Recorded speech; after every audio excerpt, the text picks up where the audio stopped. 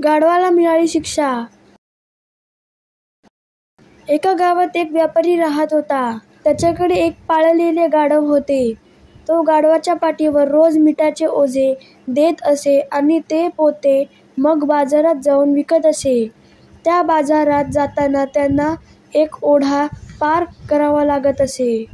एक दिवस गाढवाचा पाय पाण्यात घसरतो आणि ते मिठाच्या ओझ्यासहित पाण्यात पडते.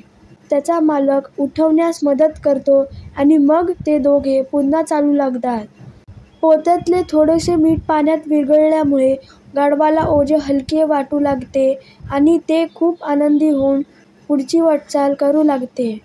गाढवाला समजले होते, पाण्यात पडले की ओझे हलके होते. आता गाढव दररोज त्याचा पाय मुद्दाम पाण्यात घसरवू लागले.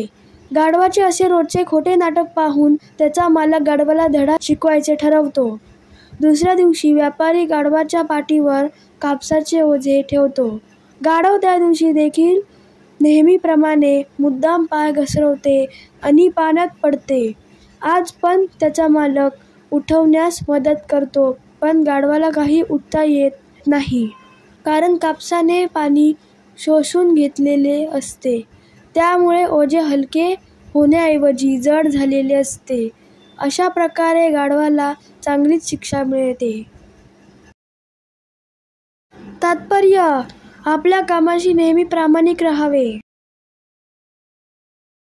तर फ्रेंड्स, तुम्हाला व्हिडिओ आवडला असेल तर या व्हिडिओला लाईक करा, शेअर करा आणि चॅनलला सबस्क्राईब करायला विसरू नका. Thank you friends and bye bye.